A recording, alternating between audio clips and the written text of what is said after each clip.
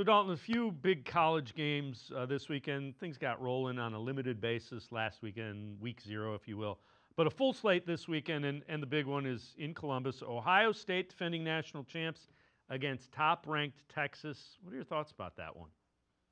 I mean, just a fascinating game, right? You've got the number one team in the country, according to the AP poll in Texas, and the defending national champions in Ohio State. And both teams are dealing with a whole lot of turnover on their rosters, right? Both teams obviously played in the final four of the playoff last year, and you've just got so many storylines, right? You've got Ohio State with a brand new quarterback. You've got Texas with a relatively new quarterback who's been there for 2 years already, but we saw a little bit of him last year in Arch Manning. All of Ohio State's weapons, both teams with really good secondaries. I mean, just the amount of turnover you have on these two teams, it's not the same game that you're going to see that was played in the semifinal last year, but it's fascinating stuff, and it really sets the tone for a lot of the playoff implications that we're going to see throughout the season. Yeah, week 1, and we're talking playoffs. Arch Manning. I've heard there's some national guys that have said the tape doesn't match the hype. And the one thing is, he's taken 90 pass attempts, 25 runs. You really got a comb to be looking at tape of 115 plays across 2+ years of. What do you expect from Arch Manning?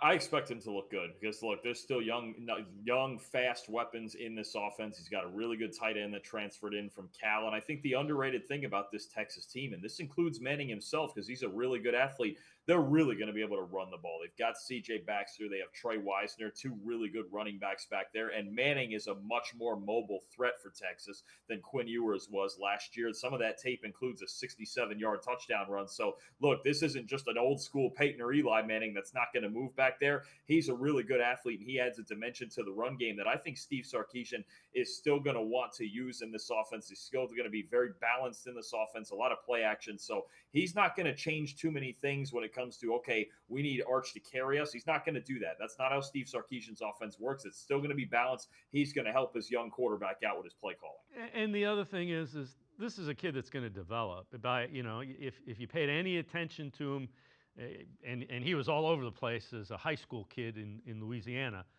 he can play, and he's going to get better and better.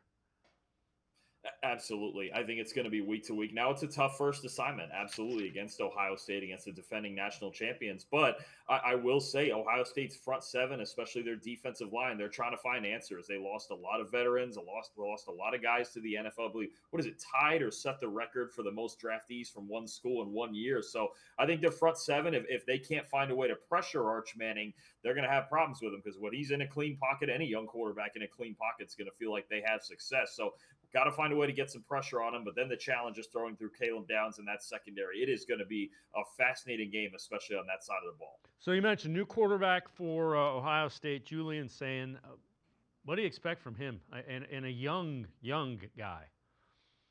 It's funny with this game because all the talk is going to be about Arch Manning, and yet Julian Sayin's really the big mystery of the entire game, right? We don't know what he's going to come out and look like. Now, I liked how he looked in the spring game, and especially his ability to throw over the middle of the field and his accuracy, but you're talking about playing a defense in Texas that throws a lot of different looks at you, especially on the back end and coverage. And keep in mind, this Texas team was the only one last year that really held Jeremiah Smith to a quiet day. So you're talking about a guy who's going to rely on a great group of weapons, but Ohio State would still be wise to balance it out and not rely on him too much. But I see an accurate, urgent rhythm passer who I think, if he is clean in the pocket, can make the really nice throws, especially accurately over the middle. But it's his very first start now. It's not his third start like Manning, and he's had 2 years of seasoning already. He had 1 year of seasoning last year, but he hardly played. I think Sayin really could be the big X factor in this game.